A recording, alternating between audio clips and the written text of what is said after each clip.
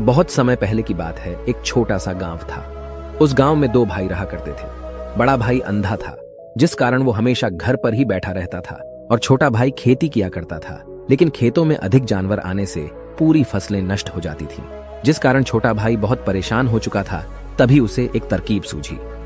एक दिन उसने सोचा, खेतों में से इन जानवर को भगाने के लिए क्यों ना मैं अपने बड़े भाई की मदद लूं। वैसे भी बड़े भैया अंधे हैं। अगर वह खेत में बैठे रहेंगे और जानवरों की आहट आने पर वो उन्हें जोर से चिल्लाकर भगा सकते हैं, जिससे हमारी फसलें बच सकती हैं। इसलिए उन्हें मैं खेत में बिठा देता हूं। ये सब सोच विचार करने के बाद उसने अपने खेत में ही एक छोटी सी झोपड़ी तैयार की और अपने अंधे भाई को उस खेत में बिठा दिया और उनसे कहा, भैया, यदि कोई जानवर की आहट आपको सुनाई दे तो आप जोर जोर से चिल्लाना। ये सुनकर वो जानवर यहां से भाग जाएंगे और हमारी फसलें नष्ट होने से बच जाएगी। बड़ा भाई अपने छोटे भाई की बात मान लेता है और वो उस दिन से खेत में ही रहना शुरू कर देता है। जब भी किसी जानवर की आहट उसे सुनाई देती तो वो तुरंत जोर जोर से चिल्लाना शुरू कर देता, जिससे वो जानवर उसके खेतों से भाग जाते। ऐसा करते करते कई दिन बीत चुके थे। तभी एक दिन उसके खेत में एक हिरण भागता हुआ आता है और वह खेत के बांध को तोड़कर वहां से भाग गया। लेकिन उसी हिरण का पीछा करते हुए एक राजा भी उस खेत में आ पहुंचा। तभी राजा की नजर उस अंधे भाई पर पड़ती है। राजा उस व्यक्ति से कहता है, देखो, मैं यहां पर एक जानवर का पीछा करते हुए आया हूं। क्या तुमने उस जानवर को यहां पर देखा है? इस पर वो व्यक्ति कहता है, हे राजन, मैं तो अंधा हूं। मैं भला किसी जानवर को कैसे देख सकता हूं? लेकिन मैं आपको इतना जरूर बता सकता हूं कि जो जानवर मेरे खेतों से होकर भागा है वो आपके लायक नहीं है। आप उसके पीछे अपना समय यूं ही व्यस्त कर रहे हैं। राजा उस अंधे व्यक्ति की बात सुनकर बड़ा अचरज में पड़ गया। वो ये सोचने लगा कि आखिर ये तो अंधा है, फिर इसे कैसे पता कि जिस हिरन को मैं तलाश रहा हूं वह हिरन मेरे लायक है ही नहीं। ये अंधा व्यक्ति मुझे कैसे बता सकता है? तभी राजा उस अंधे व्यक्ति से कहता है, कहीं तुम मुझसे झूठ तो नहीं कह रहे? एक तरफ तुम ये कहते हो कि तुम अंधे हो और दूसरी तरफ तुम ये भी कह रहे हो कि जो जानवर यहां से भागा है वो मेरे लायक नहीं है। इस पर वो अंधा व्यक्ति कहता है, हे राजन, जिसे आप एक हिरण समझ रहे हैं, असल में वो एक हिरण नहीं है बल्कि एक हिरणी है, और वो भी गर्भवती है। और जहां तक मुझे ज्ञान है, मैंने कभी किसी राजा को किसी गर्भवती हिरणी का शिकार करते हुए नहीं सुना है। और इसी कारण मैं आपसे ये कह रहा हूं कि वो हिरणी आपके लायक नहीं है। आप उसके पीछे अपना समय व्यर्थ ना करें। यह सुनकर राजा और भी अचरज में पड़ गया। वो ये सोचने लगा कि आखिर ये अंधा आदमी ये कैसे जान सकता है कि वो हिरणी है और गर्भवती है। राजा कुछ देर सोच विचार करने के बाद अपने सेनापति से कहता है, सेनापति जी, मुझे वो जानवर जिंदा चाहिए, क्योंकि मुझे यह पता करना है क्या वह हिरणी है और क्या वह गर्भवती है। क्योंकि यह अंधा आदमी बहुत विश्वास के साथ कह रहा है और मुझे इस बात की पुष्टि करनी है। यदि वह हिरणी हुई और गर्भवती हुई तो वह हमारे शिकार के लायक नहीं है, क्योंकि हम तो एक हिरण का पीछा कर रहे थे। इसलिए जाओ और पता करो कि क्या वो हिरणी है। सेनापति राजा से आज्ञा लेकर आगे की ओर बढ़ चलता है और कुछ देर बाद जब वह वापस लौट कर आता है तो वह राजा को कहता है, हे राजन, इस अंधे आदमी ने जो भी बातें कही हैं वो बिल्कुल सही हैं। वो एक हिरणी ही है और वह गर्भवती भी है। यह सुनकर राजा आश्चर्यचकित रह गया। उसे समझ नहीं आ रहा था कि आखिर अंधा आदमी कैसे पता कर सकता है कि वह जानवर एक हिरणी है, और तो और वह गर्भवती है। भला एक अंधा आदमी यह कैसे देख सकता है? यह कैसे जान सकता है? आखिर इसे यह कैसे पता चला? ऐसे कई सारे प्रश्न अब राजा के मन में उमड़ने लगे। अब राजा ने यह ठान लिया था कि मुझे इस बात की तह तक पहुंचना ही है कि आखिर यह अंधा आदमी कैसे जानता है कि वह जानवर एक हिरणी है। यह सोचकर राजा उस अंधे आदमी के पास जाता है और उस अंधे आदमी से कहता है, देखो, मैं ये तो नहीं जानता कि तुम सचमुच अंधे हो या नहीं, लेकिन मैं तुमसे एक बात जानने आया हूं। क्या तुम मेरे प्रश्न का सही सही जवाब दोगे? इस पर अंधा व्यक्ति कहता है, हे राजन, आप जो कुछ पूछना चाहते हैं मुझसे पूछ सकते हैं। मैं आपको बिल्कुल सच सच जवाब दूंगा। इस पर राजा कहता है, देखो, एक तो तुम कहते हो कि तुम अंधे हो और दूसरी तरफ तुमने यह बता दिया कि जिस जानवर का पीछा मैं कर रहा हूं वह एक हिरणी है, और तो और वह गर्भवती भी है। आखिर तुम्हें यह कैसे पता चला? तुम्हारे खेत में और भी तो जानवर आते होंगे, और भी तो जानवर यहां से गुजरते होंगे, फिर तुमने यह कैसे अंदाजा लगाया? तभी वह अंधा व्यक्ति राजा से कहता है, हे राजन, आप जिस हिरणी का पीछा कर रहे थे वही हिरणी जब मेरे खेत में आई, उसकी रफ्तार और उसके भागने की आहट से मुझे यह एहसास हो चुका था कि यह एक हिरणी है। और मेरे खेत की जो बांध है वह बहुत छोटी है, उसकी ऊंचाई ज्यादा नहीं है। यदि कोई हिरण होता तो उस बांध को बड़ी आसानी से लांघ जाता, लेकिन वह हिरणी इस बांध को तोड़कर भागी है, और यदि वह इस बांध को छलांग लगाकर पार करने का प्रयास करती तो इससे उसके बच्चे को खतरा होता, और इसी बात से मैंने यह पता लगा लिया कि वह गर्भवती है। इस कारण वह ज्यादा ऊंची छलांग न लगाकर मेरे खेत की बांध को तोड़ते हुए भाग गई। इस पर राजा के मन में एक और प्रश्न उठा। राजा ने कहा, किंतु तुम्हें कैसे पता चला कि वो एक हिरणी ही है? और भी तो कोई जानवर यहां पर आ सकते हैं। इस पर वो अंधा व्यक्ति कहता है, हे राजन, मैं पूरा दिन सुबह शाम यहीं पर बैठा रहता हूं और मेरी सुनने की शक्ति बहुत तेज है। मैं ये बाफ जाता हूं कि कौन सा जानवर मेरे खेत में आया है, और उसी के आधार पर मैं जोर जोर से चिल्लाता हूं ताकि वो मेरे खेत से भाग जाए और मेरे खेत की फसलों को नष्ट न कर पाए। राजा उस अंधे आदमी का यह जवाब सुनकर पूरी तरह से संतुष्ट हो चुका था। वो मन ही मन ये सोच रहा था कि आदमी भले ही अंधा हो, लेकिन ये तो बड़ा ज्ञानी मालूम पड़ता है। इस आदमी से कुछ ना कुछ तो काम निकलवाना ही चाहिए। ये विचार लिए हुए राजा वहां से वापस अपने महल की ओर लौट जाता है। राजमहल पहुंचते ही राजा उस अंधे व्यक्ति से कहता है, आप तो बड़े ज्ञानी व्यक्ति है, आपको किसी भी बात का पता बड़ी आसानी से चल जाता है। आज मैंने आपको यहाँ पर इसलिए बुलाया है क्योंकि मैं आपसे ये जानना चाहता हूँ कि मेरी पत्नी पतिव्रता है या नहीं। इस पर वो अंधा व्यक्ति कहता है, हे राजन, ये कैसा प्रश्न हुआ? इस पर राजा कहता है, मैंने आपसे बिल्कुल उचित प्रश्न किया है, मुझे इस प्रश्न का उत्तर दीजिए। इस पर वो अंधा व्यक्ति कहता है, हे राजन, ये सारी बातें जाने दीजिए। आपकी शादी को इतने साल बीत चुके हैं और अब आप ये बात क्यों जानना चाहते हैं? आपके मन में ऐसे प्रश्न क्यों उठ रहे हैं? इस पर राजा जिद करते हुए कहता है, देखिए, आपको मुझे इस प्रश्न का उत्तर तो देना ही होगा। यदि आप मुझे इस प्रश्न का उत्तर नहीं देंगे तो मैं आपको मृत्युदंड दे दूंगा। राजा के मुख से यह बात सुनकर वो अंधा व्यक्ति कहता है, हे राजन, यदि आप इस प्रश्न का उत्तर चाहते हैं तो उसके लिए आपको मेरा एक काम करना होगा। राजा कहता है, बोलो, मुझे क्या काम करना होगा? इस पर व्यक्ति कहता है, इसके लिए आपकी पत्नी को मेरे साथ कमरे में अकेले छोड़ना होगा। उस अंधे व्यक्ति की यह बात सुनकर राजा पहले तो क्रोधित हो जाता है, लेकिन फिर कुछ सोच विचार करने के बाद वह उस व्यक्ति की बात मान लेता है और अपने सेनापति को आदेश देता है, सेनापति जी, इस व्यक्ति को और मेरी पत्नी को एक कमरे में कुछ देर के लिए अकेला छोड़ दे। सेनापति बिल्कुल वैसा ही करता है। अब राजा की पत्नी और अंधा आदमी एक कमरे में बंद हो चुके होते हैं। तभी वो अंधा आदमी राजा की पत्नी से कहता है, मुझे आपको छूना है। इस बात पर रानी अत्यधिक क्रोधित हो जाती है और उस अंधे आदमी को वो पकड़ पकड़ कर पीटने लगती है, कभी हाथों से तो कभी लातों से तो कभी पटक पटक कर। इस तरह से उन्होंने उस अंधे आदमी की खूब पिटाई की। उसके बाद किसी तरह से वह अंधा आदमी अपनी जान बचाकर वहां से भाग निकलता है और वह राजा के पास पहुंचता है और वह राजा से कहता है, हे राजन, आपकी पत्नी पतिव्रता नहीं है। यह बात सुनकर राजा अत्यधिक क्रोधित हो उठता है और राजा अपनी तलवार निकालकर सीधा अपनी पत्नी की ओर जाता है और क्रोधित होकर वह अपनी रानी से कहता है, रानी जी, आज मैं जो भी सवाल आपसे करने वाला हूं उसका मुझे सच सच जवाब दीजिएगा, और यदि आपने एक शब्द भी झूठ कहा तो मैं आपका अभी के अभी सर धड़ से अलग कर दूंगा। तभी आगे वह राजा कहता है, मुझे बताइए, क्या आप पतिव्रता हैं या नहीं? इस पर रानी कहती है, हे राजन, आप भले ही मुझे जान से मरवा दीजिए, लेकिन मैं पतिव्रता नहीं हूं। राजा यह बात सुनकर बहुत खुश हुआ, क्योंकि उस अंधे आदमी ने जो भी कहा था वह बिल्कुल सच था। यह बात सुनकर तुरंत ही राजा उस आदमी के पास पहुंचता है और आकर उस अंधे आदमी से कहता है, तुम्हें कैसे पता चला कि मेरी पत्नी पतिव्रता नहीं है? इस पर वह अंधा आदमी कहता है, हे राजन, बड़ी सीधी सी बात है। मैंने तो आपकी पत्नी से बस इतना ही कहा था कि मुझे आपको छूना है, और इस बात पर वह इतना क्रोधित हो उठी कि उन्होंने गुस्से में आकर मुझे लात घूंसों से पीटना शुरू कर दिया। और भला कोई औरत किसी और मर्द को कैसे छू सकती है? लेकिन उन्होंने न आव देखा न ताव, बस लात घूंसे मुझ पर बरसाने शुरू कर दिए। वह भी तो एक छूना ही हुआ, और एक पतिव्रता नारी कभी भी पराये मर्द को नहीं छूती। जब मैंने उसे छूने के लिए कहा था तो वह उस वक्त मुझे मना कर सकती थी, लेकिन उन्होंने तो मुझे पीटना शुरू कर दिया और देखते ही देखते उन्होंने मेरे पूरे शरीर को छू लिया। अब आप ही बताइए, ऐसी स्त्री भला पतिव्रता कैसे हो सकती है? इस पर राजा कहता है, तुम तो बड़े ज्ञानी मालूम पड़ते हो।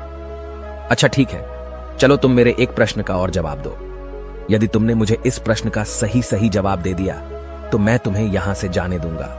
आगे राजा उस अंधे आदमी से कहता है कि तुम मुझे यह बताओ, क्या मैं सच में अपने पिताजी का ही बेटा हूं या फिर किसी और का? इस पर वह अंधा भी कहता है, हे राजन, इस बात से आपका क्या लेना देना? आप किसी की भी औलाद हो, आखिर आप हैं तो इस राज्य के राजा, इसलिए इस प्रश्न को जाने दीजिए। लेकिन राजा कहता है, नहीं नहीं, मुझे इस प्रश्न का सही सही जवाब चाहिए, अन्यथा यह प्रश्न मुझे हमेशा परेशान करता रहेगा, इसलिए मैं इसका सही सही जवाब जानना चाहता हूं। यदि तुम इसका सही सही जवाब दे देते हो तो तुम यहां से जा सकते हो, मैं तुम्हें नहीं रोकूंगा। इस पर वह अंधा आदमी कहता है, हे राजन, इसके लिए तो मुझे आपके मां के पास भी जाने की कोई आवश्यकता नहीं है। मैं आपको अभी अभी यह बता सकता हूं कि आप किसकी औलाद हैं, लेकिन उससे पहले मैं चाहता हूं कि आप मुझसे एक वादा करें कि आप मुझ पर क्रोध नहीं करेंगे। राजन ने कहा, मैं तुमसे वादा करता हूं, मैं तुम पर क्रोध नहीं करूंगा। इसके बाद वह अंधा आदमी राजा से कहता है, हे राजन, आप है तो अपने ही पिता के पुत्र, लेकिन आप पर एक कंजूस सेठ की छाया पड़ी हुई है। यह सुन राजा बहुत क्रोधित हो उठा और वह तुरंत तलवार निकालकर अपनी मां के पास जा पहुंचा। वह वहां पर पहुंचने के बाद अपनी मां से कहता है, मां, मुझे सच सच बताइए, क्या मैं अपने ही पिता का पुत्र हूं या नहीं? यदि आपने मुझे सही सही नहीं बताया तो वह यहीं पर अपने प्राण त्याग दूंगा। मुझे बताओ क्या सच है? इस पर उस राजा की मां कहती है, बेटा, तू है तो अपने ही पिता का पुत्र, लेकिन तुम्हारे ऊपर एक कंजूस सेठ की छाया पड़ी हुई है। जब मैं एक बार नहाने के बाद अपना मुंह आईने में देख रही थी, तभी उस कांच के पीछे मुझे एक कंजूस सेठ नजर आता है और उसी की छाया तुम पर पड़ चुकी है। यह सुन राजा बहुत खुश हो जाता है और वह तुरंत दौड़ा दौड़ा वापस उस अंधे आदमी के पास पहुंचता है और उस अंधे आदमी से कहता है, तुम्हें यह कैसे पता चला कि मुझ पर एक कंजूस सेठ की छाया पड़ी हुई है? इस पर वह आदमी कहता है, हे राजन, आपने मुझसे कई सारे सवाल पूछे जिनका जवाब मैंने आपको सही सही दिया है। यदि कोई और राजा होता तो मुझे इसके बदले में ढेरों सारे इनाम मिल चुके होते, लेकिन अब तक आपने एक फूटी कौड़ी तक नहीं दी है। इस बात से ही मैंने अंदाजा लगा लिया था कि आप बहुत कंजूस हो। यह बात सुनकर राजा जोर जोर से हंसने लगा और कहता है कि आप जो भी मांगेंगे वह मैं आपको अवश्य दूंगा, लेकिन मुझे यह बताओ कि तुम्हें कैसे पता चल जाता है कि कौन सी बात सही है और कौन सी गलत? तुम किसी भी बात का इतना सटीक और सही जवाब कैसे दे पाते हो? इस पर वह अंधा आदमी कहता है, हे राजन, मैं तो वैसे ही अंधा हूं। यदि मेरी आंखें होती तो मैं किसी की भी मन की बातें बड़ी सरलता से जान लेता। मन की एक भाषा होती है और यह भाषा मनुष्य के शरीर के व्यवहार के रूप में देखी जा सकती है। उसकी आंखों से, उसके होठों से, उसके काम करने के तरीके से, उसकी क्रियाओं से पता किया जा सकता है कि उसके मन में क्या चल रहा है। उसके आधार पर हम किसी के भी मन की बातें जान सकते हैं, लेकिन मैं तो अंधा हूं, मैं देख नहीं सकता, इसलिए मैं क्रियाओं से देखता हूं। यदि मुझे कोई बात जाननी हो तो अगले आदमी को कुछ काम देना पड़ता है, जिस पर वह व्यक्ति किस प्रकार काम करता है, किस तरीके से इस काम को करता है, उसके आधार पर ही मैं यह पता कर पाता हूं कि उसके मन में क्या चल रहा है। तभी वह राजा कहता है, तो क्या इसका अर्थ यह हुआ कि मैं भी किसी के मन की बातें जान सकता हूं? इस पर वह अंधा आदमी कहता है, हे राजन, अवश्य आप भी किसी भी व्यक्ति के मन की बात जान सकते हैं, किंतु उससे पहले आपको अपने ऊपर काम करना होगा, और वह काम है अपने मन को शांत करना, अपने मन को वर्तमान में लाना होगा, जिसके लिए मैं आज आपको 3 तरीके बताने वाला हूं। और ये तीनों ही तरीके बड़े ही आसान और सरल हैं, किंतु हे राजन, उससे पहले आपको एक काम करना होगा, अपने मन को एकाग्र करना होगा। जब हम अपने मन को एकाग्र करते हैं, अपने मन को वर्तमान में लाते हैं, तो हम दूसरे के मन की बात जान सकते हैं, क्योंकि वह आदमी अभी भी अपने मन में वर्तमान में ही सोच रहा है, और हमें भी मन को वर्तमान में ही लाना होगा, तभी हम उसके मन की बातें जान सकते हैं। यदि हम अतीत में हुई घटनाओं के बारे में सोच रहे हैं, तो वह जो अगला आदमी वर्तमान में सोच रहा है, वर्तमान में अपने मन में बात कर रहा है, वह हम कैसे जान पाएंगे? क्योंकि हम तो अतीत की घटनाओं में डूबे हुए हैं। इसलिए किसी के भी मन की बात जानने के लिए सबसे पहले हमें हमारे मन को एकाग्र करना होगा, उसे वर्तमान में लाना होगा। आगे वह व्यक्ति राजा से कहता है, हे राजन, जो 3 तरीके मैं आपको बताने वाला हूं, इन 3 तरीकों से बड़ी आसानी से किसी के भी मन की बातें जान सकते हैं। उसके बाद वह अंधा आदमी राजा से कहता है, हे राजन, जो सबसे पहला तरीका है वह है आंखों पर ध्यान देना। किसी व्यक्ति से बात करते वक्त उसकी आंखों में देखना, उसकी आंखों पर ध्यान देना जो सबसे ज्यादा जरूरी है, क्योंकि आंखें बोलती नहीं पर बहुत कुछ कह जाती हैं। यदि हम किसी व्यक्ति की आंखों के इशारों को समझना सीख जाएं, हम यह जान पाएंगे कि व्यक्ति के दिमाग में क्या चल रहा है, वह क्या सोच रहा है और अभी वह क्या करने वाला है। मेरे पास आंखें नहीं हैं, लेकिन मैंने अपने गुरु से यह विद्या सीखी है, क्योंकि बहुत सालों पहले मेरे पास आंखें थीं और मैं उस वक्त लोगों के मन की बातें केवल उनकी आंखों से ही जान लेता था। इसलिए यदि आप भी दूसरों की मन की बातें जानना चाहते हैं, तो आपको भी उनकी आंखों पर गौर करना चाहिए, जैसे कि उनका आकार कैसा है, वह कब, कहां और किधर देख रहे हैं। यदि उसकी आंखें यहां वहां घूम रही हैं जब आप उससे बातें कर रहे हैं, तो वहां वह इधर उधर मोड़ रहा है, कभी ऊपर तो कभी नीचे या कभी आसपास, या फिर उसकी आंखें खुश नजर आ रही हैं या फिर आंखें निराश नजर आ रही हैं, जैसे कि चोर होता है। उसकी आंखों में जब हम देखते हैं तो हमें यह पता चलता है कि अगले आदमी ने कोई गलती की है। ठीक उसी प्रकार जब हम किसी चालाक व्यक्ति की आंखों में देखते हैं तो आपको पता चलेगा कि उसकी आंखों में एक भाषा होती है। एक बहुत ही सीधा और आसान तरीका होता है। यदि आपको यह पता लगाना है कि सामने वाला व्यक्ति आपसे झूठ कह रहा है या फिर सही, तो आपको उसकी आंखों पर ध्यान देना अति आवश्यक है।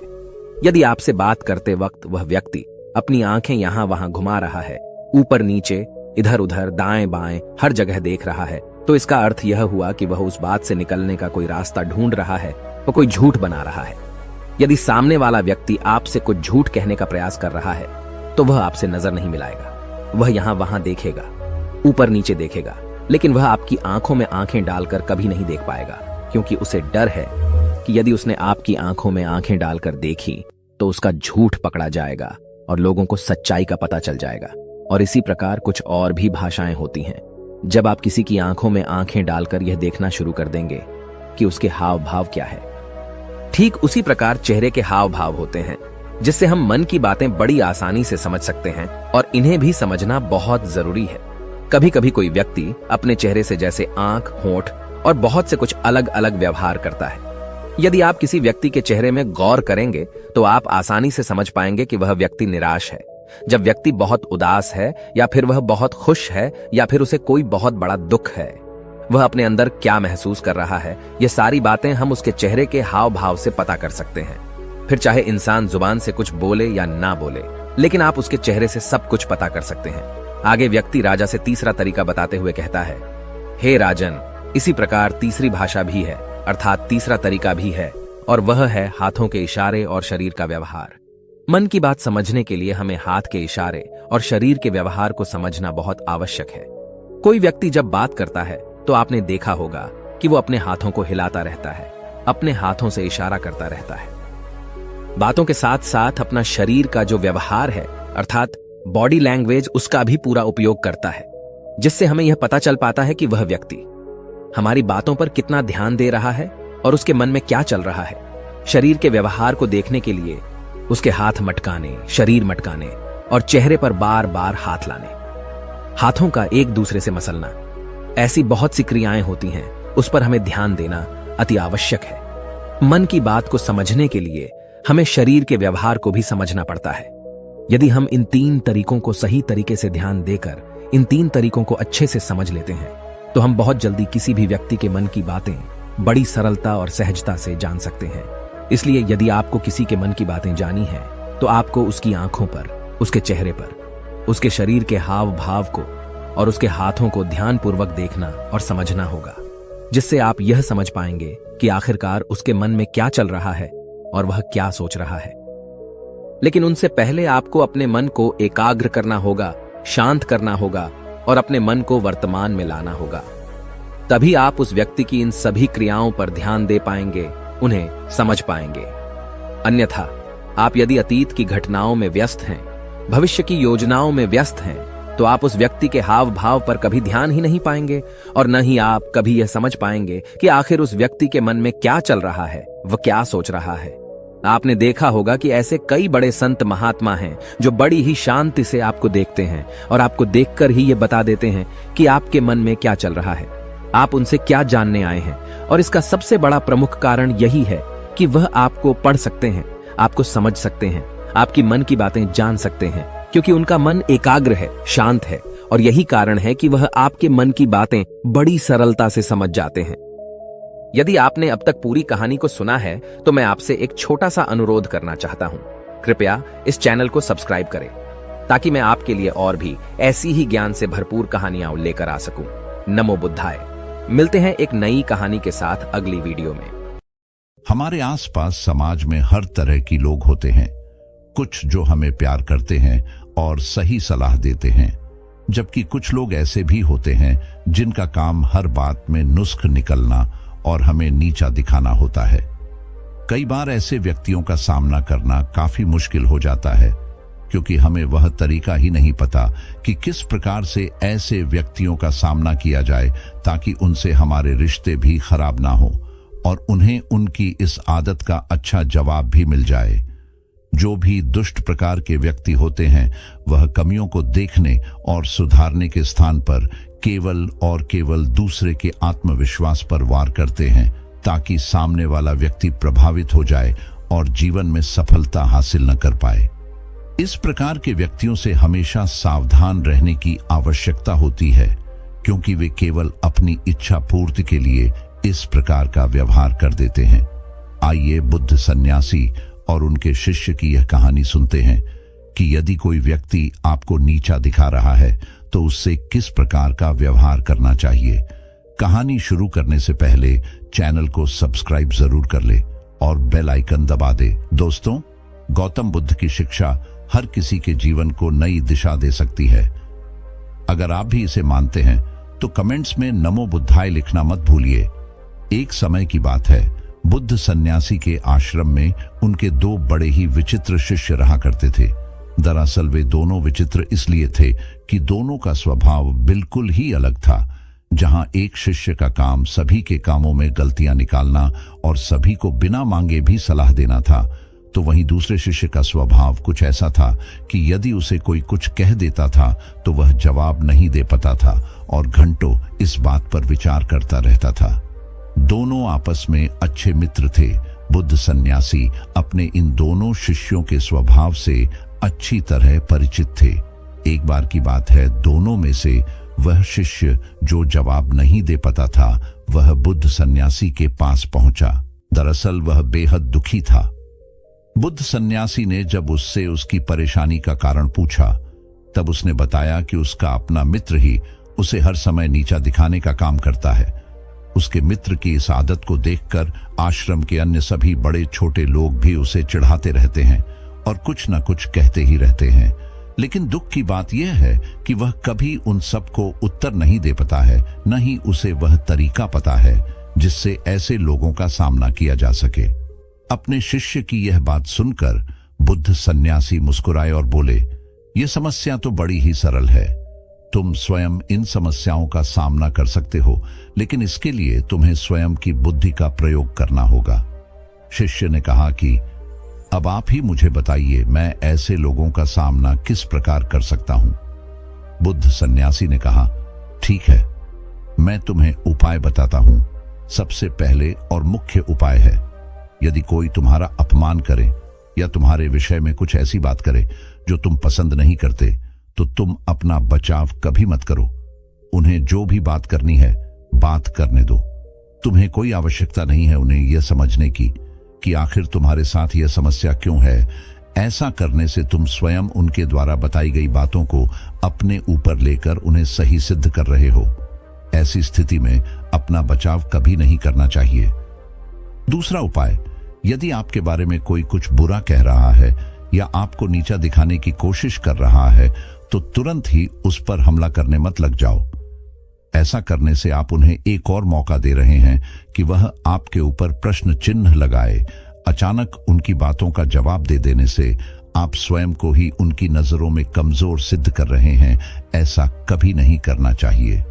तीसरा उपाय, यदि कोई आपको चुभने वाली बात कह रहा है या आपको नीचा दिखाने का प्रयास कर रहा है तो आपको उस प्रश्न पूछना चाहिए और कारण पूछना चाहिए कि आखिर वह आपके बारे में इस प्रकार से क्यों बात कर रहे हैं। ऐसा करने से अगर उनकी मंशा गलत होगी तो वह अपने आप ही शांत हो जाएंगे, क्योंकि उनके पास आपके द्वारा पूछे गए प्रश्नों का कोई उत्तर होगा ही नहीं। यदि उस व्यक्ति ने आपको कारण बता दिया है कि वह आपके बारे में गलत बातें क्यों कर रहे हैं, तब आपको उन बातों का हल अवश्य पूछना चाहिए कि आखिर किस प्रकार से आप अपनी कमियों को दूर करें। यदि वह सही मंशा से आपको आपकी कमी बता रहे हैं तो निश्चित ही इसका निवारण उनके पास होगा।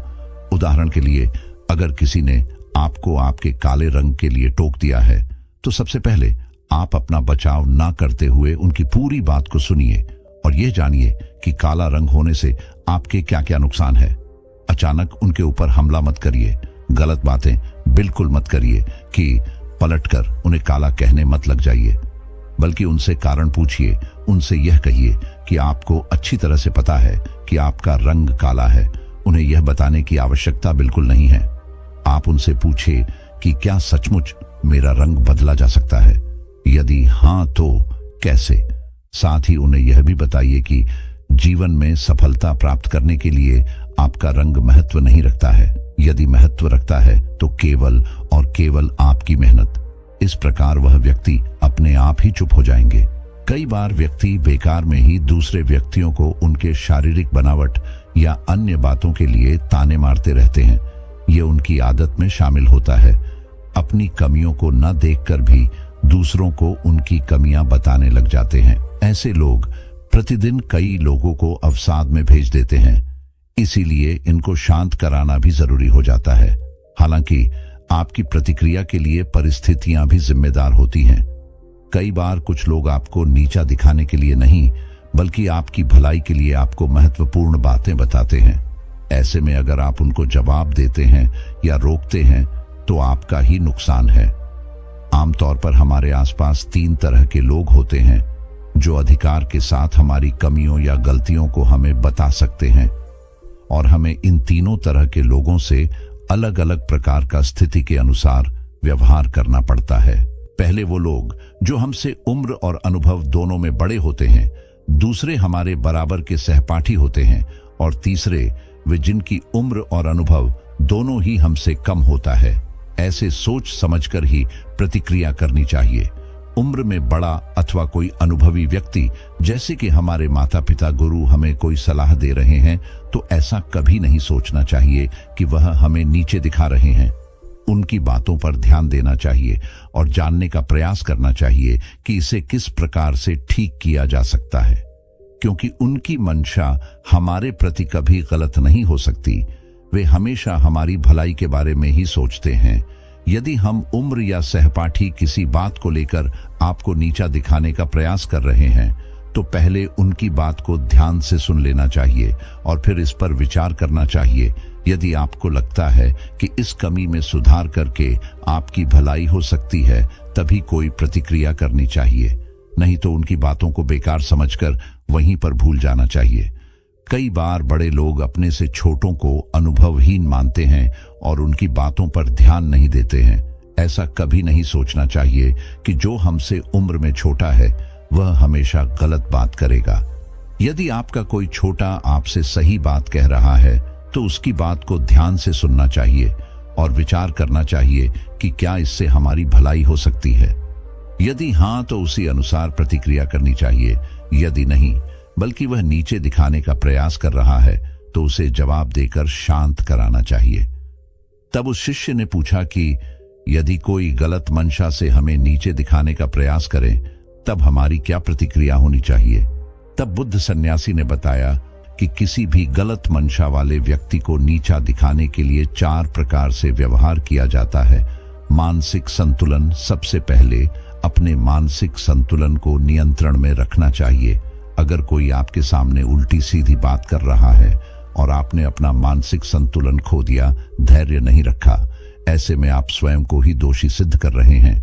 इसलिए कभी भी दूसरे द्वारा कही गई बुरी बातों पर अपना मानसिक संतुलन सबसे पहले नियंत्रण करना चाहिए। यदि उसे समय अपने धैर्य रख लिया तो निश्चय ही समय आने पर आप उसे व्यक्ति को बिल्कुल सही जवाब दे पाएंगे। ऐसा जवाब देंगे कि दोबारा वह व्यक्ति आपको कुछ नहीं कहेगा। वाणी पर संयम। कोई आपको नीचा दिखाने वाली बात कर रहा है तो उसके बात को धैर्यपूर्वक सुन लेना चाहिए और अपनी वाणी पर संयम रखना चाहिए। कई बार व्यक्ति दूसरे द्वारा कही गई बुरी बातों पर अपनी वाणी का संयम खो देते हैं और सामने वाले व्यक्ति को गाली अथवा बुरी बातें कहने लग जाते हैं। ऐसा कभी नहीं करना चाहिए। हमेशा अपनी वाणी पर संयम रखना चाहिए, क्योंकि ऐसा करने से आपके ऊपर कोई दोष नहीं लगेगा। कहीं ना कहीं सामने वाले व्यक्ति को अनुभव होगा कि यह तो मुझे कुछ नहीं कह रहा है, इसके आगे बोलना ठीक नहीं है, उसे बात का कोई फर्क ही नहीं पड़ता। इस प्रकार आप चुप रहकर भी सामने वाले व्यक्ति को नीचा दिखा सकते हैं। उपालंभ। उपालंभ एक ऐसा व्यवहार है जो कि बुद्धिमान व्यक्तियों द्वारा सबसे अधिक प्रयोग किया जाता है। यदि कोई व्यक्ति आपकी बेइज्जती कर रहा है और आपके बारे में बुरी बातें करके आपको नीचा दिखाने का प्रयास कर रहा है, तो इसके लिए 2 तरीके हैं। आप इन तरीकों का प्रयोग करके उन्हें अच्छा जवाब दे सकते हैं। पहला, उस व्यक्ति को ऊंचा दिखाकर नीचा दिखाना। किसी व्यक्ति को ऊंचा दिखाकर नीचा दिखाना बड़ा ही सरल होता है। यदि कोई आपकी बेइज्जती कर रहा है, आपकी शारीरिक बनावट के बारे में बुरा कह रहा है या ऐसा कह रहा है कि आपकी लंबाई बहुत कम है, तो आपको इस बात का उत्तर कुछ ऐसे देना चाहिए कि आप और आपके परिवार की सभी लोग बहुत लंबे हैं। निश्चित ही उन्हें जीवन के किसी क्षेत्र में मेहनत करने की आवश्यकता नहीं है कि आप लोगों को सफलता तो आपकी लंबाई देखकर ही मिल जाती है। सुनते ही वह व्यक्ति अपने आप में ही शांत हो जाएगा और दोबारा किसी को भी कुछ नहीं कहेगा। दूसरा, उस व्यक्ति को नीचा दिखाकर ऊंचा दिखाना। दूसरा व्यवहार है व्यक्ति को नीचा दिखाकर ऊंचा दिखाना। यदि किसी ने आपकी लंबाई के बारे में कुछ कह दिया तो इस प्रकार जवाब दे सकते हैं कि आपका व्यवहार बहुत ही अच्छा लगता है। आप इस दुनिया में सभी को अपना परिवार मानते हैं। किसकी लंबाई कितनी है, किसका रंग कैसा है, इस बात का पूरा ध्यान रखते हैं। सचमुच आप बहुत ही पारखी नजर वाले हैं। लेकिन दूसरों पर ध्यान देने के स्थान पर यदि आप स्वयं पर ध्यान देने लगते तो आप अवश्य ही विश्व के सबसे ज्ञानी मनुष्य बन जाते। इतना सुनते ही निश्चित ही वह व्यक्ति झेंप जाएगा और दोबारा आपको कुछ नहीं कहेगा। चौथे प्रकार के व्यवहार को हम प्रतिनिवारण के नाम से जानते हैं। इसका अर्थ यह हुआ कि सामने वाले व्यक्ति ने जो निवारण आपकी कमियों को ठीक करने के लिए बताया है, आप उसी बात को काटकर जवाब देते हैं। मान लीजिए, अगर आपको किसी ने लंबाई बढ़ाने के तरीके बताएं, तरह की दवाइयां और लटकने इत्यादि जैसे तरीके बताएं, तब आपको इसका जवाब कुछ इस तरह देना है कि यदि आपने थोड़ा और लटक लिया होता तो निश्चित ही आपकी हाइट और ज्यादा हो जाती और आप विश्व के सबसे लंबे व्यक्ति बन जाते। इस प्रकार का जवाब सुनकर व्यक्ति को यह महसूस हो जाएगा कि यदि हमने इसे किसी बात को लेकर कुछ कहा तो यह बर्दाश्त नहीं करेगा और हमारी बेइज्जती कर देगा, इसलिए वह दोबारा कुछ कहने की हिम्मत नहीं करेगा।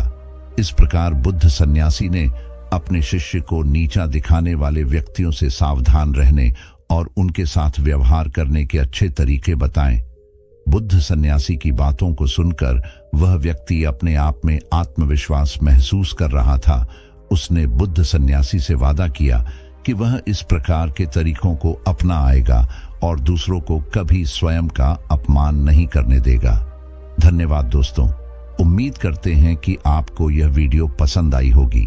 वीडियो को लाइक जरूर करें, साथ ही इसे अपने परिवार और दोस्तों के साथ भी शेयर करें।